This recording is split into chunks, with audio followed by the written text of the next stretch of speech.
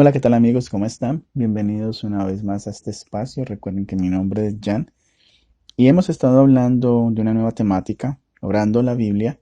Hasta ahora hemos tenido 5 capítulos y hoy vamos a estar en el sexto, el cual se titula Orando otras secciones de la Biblia. John Piper escribió: para mí es absolutamente esencial que mis oraciones sean guiadas, saturadas, sostenidas y controladas por la palabra de Dios. En mi propia experiencia, solo los salmos sobrepasan las cartas del Nuevo Testamento por la facilidad con la que ellos pueden convertirse en oraciones. Para los que no lo saben, muchas de las cartas del Nuevo Testamento contienen oraciones del apóstol Pablo. Estas cartas pueden ser oradas por los creyentes tal y como están impresas en el texto.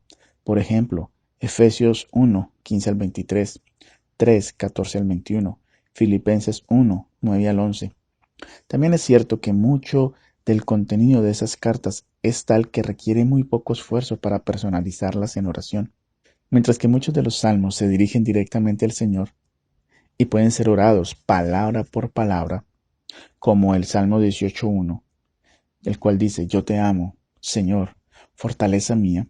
Es usual que las cartas del Nuevo Testamento requieran solo una pequeña transformación adicional.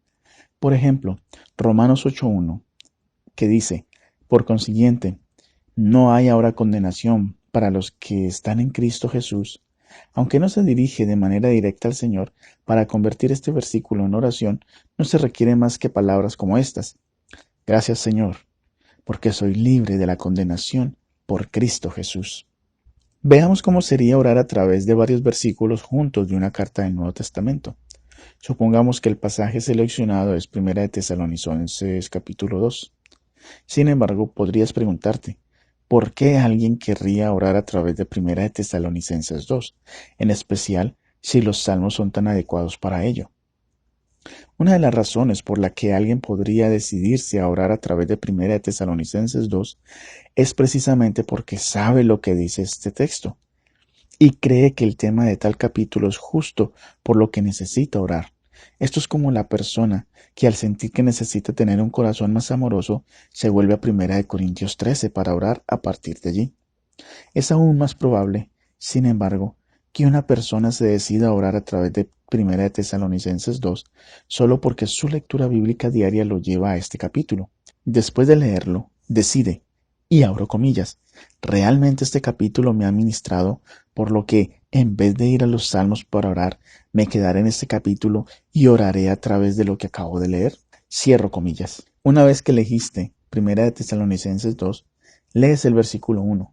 Porque vosotros mismos sabéis, hermanos, que nuestra visita a vosotros no fue en vano. Entonces, podrías orar así: Gracias, Señor, por aquel siervo que me trajo el Evangelio. Gracias por su fidelidad al compartir las palabras de vida eterna en Jesús.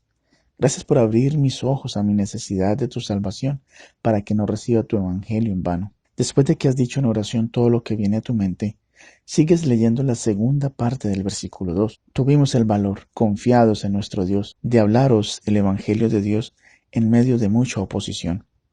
Después de un momento, podrías encontrarte orando de la siguiente manera: Oh Dios, dame el valor para declarar el Evangelio a esa persona en el trabajo, a esa persona en la calle, a pesar del conflicto en mi propio corazón. Oro por los cristianos en Sudán, India, China, en los lugares de persecución. Dales valentía para declarar el Evangelio a pesar del conflicto que experimentan por causa de los gobiernos y las religiones falsas.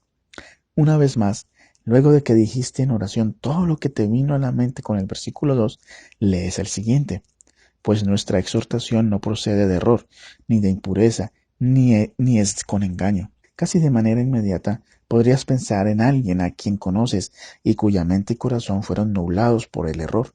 Un amigo o miembro de tu familia que fue seducido por algún falso maestro. Quizás ores por alguien que está siendo tentado con impureza. Tú, tu cónyuge o tu hijo. Luego oras por alguien que sabes que está siendo presa del engaño. Quizás una jovencita que está siendo engañada por un joven, o viceversa. Mientras revisas el versículo 3 otra vez, te das cuenta de que Pablo estuvo diciendo que su enseñanza, en contraste con la de algunos otros, no procede ni de error ni de impureza. Entonces, oras por los maestros de tu iglesia. De manera específica, pides que ningún error infecte sus estudios y preparación y que, por lo tanto, no infecte a la iglesia. Oras para que Dios los guarde de las impurezas y del daño que eso pudiera hacer a la iglesia. Finalmente le pides al Señor que los libre de todo engaño. Si fueras a orar a través de Primera de Tesalonicenses 2 de esta manera, ¿cuánto tiempo te tomaría orar a través de estos 20 versículos?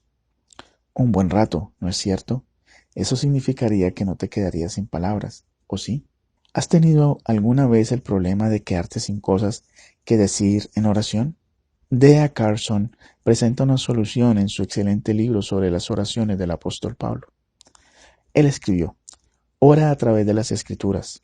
En ocasiones, los cristianos que acaban de emprender el sendero de la oración oran por todo lo que les llega a la mente, y al darle una mirada a sus relojes, descubren que han estado orando por 3 o 4 minutos.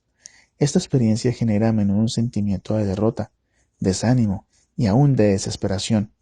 La mejor manera para empezar a vencer este problema es orando a través de los distintos pasajes bíblicos. Pero lo mejor de todo es que, si fueras a orar versículo por versículo a través de Primera de Tesalonicenses 2, como lo acabamos de ilustrar, no solo no te quedarías corto de cosas por decir en oración, sino que también tus oraciones serían diferentes de todas las que hayas orado antes en tu vida. Si orar la Biblia se vuelve tu práctica de oración, nunca más dirás las mismas cosas de siempre sobre lo mismo de siempre. Las cartas del Nuevo Testamento constituyen un rico recurso para orar, ya que casi cada versículo está lleno de material valioso. Por ejemplo, en 1 Tesalonicenses 2:2, aún entre las comas encontramos material de oración. Casi en cada línea de una carta del Nuevo Testamento hay una sugerencia para orar por algo.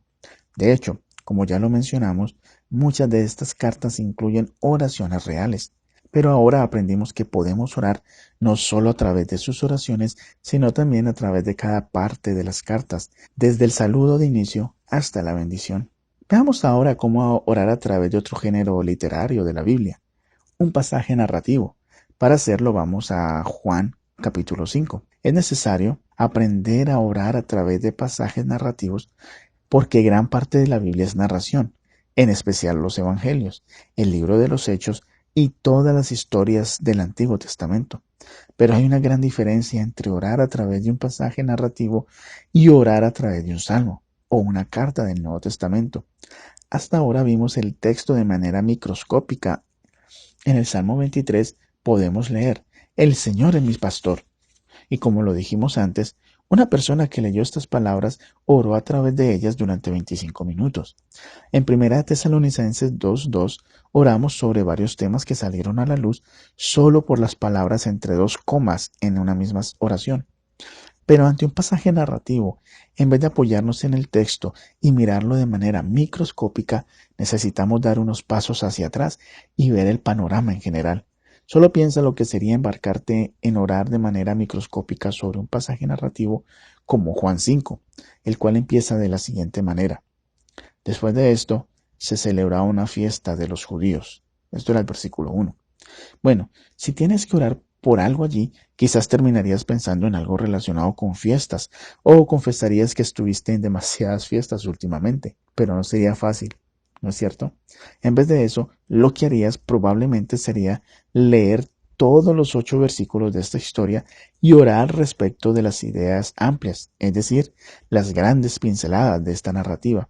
Esto se debe a que en un pasaje narrativo de las Escrituras siempre encontramos los típicos versículos que establecen la escena, después de los cuales viene la línea central de la historia. Es posible que solo ores acerca de esa línea central en el pasaje narrativo. Por eso, en el caso de Juan 5, la mención a una multitud de enfermos, ciegos, cojos y paralíticos te podría llevar a orar por algún conocido que necesita sanidad. Quizás el versículo 5, y estaba allí un hombre que hacía 38 años que estaba enfermo, te lleve a recordar y orar por un amigo o un miembro de tu familia que ha estado sufriendo una enfermedad o una discapacidad durante mucho tiempo. Quizás luego la reflexión te lleve a pensar en cuán fácil es acostumbrarse al sufrimiento de otros en vez de ser misericordiosos como Jesús lo muestra aquí con la sanación de este hombre. Por eso oras por perdón y para tener una actitud más parecida a la de Jesucristo. Sobre todo, este breve pasaje podría hacer que te dieras cuenta nuevamente de cuán benévolo es Jesús para con los pecadores. Sintiéndose desesperanzados e incapaces con su condición, deciden recurrir a Jesús en busca de misericordia. Eso podría ser que mires de manera diferente a Jesús, buscando su misericordia y perdón, no solo para ti mismo, sino también para orar para que otros que conoces, quizás uno que necesita sanación, recurran a Jesús buscando su misericordia.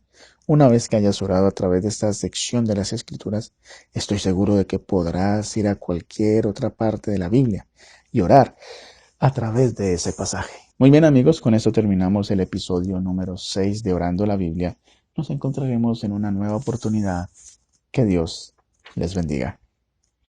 Si te ha gustado este video, te invito para que te suscribas si no lo has hecho y para que le des clic en la campanita y de esta manera YouTube te avise cuando subo mi próximo video. También te invito para que escribas en la caja de comentarios y me dejes tus impresiones. Y si me quieres apoyar, lo puedes hacer también con un like, con un me gusta y también para que compartas este video a aquellas personas que tú creas que se pueden beneficiar con este tipo de contenidos.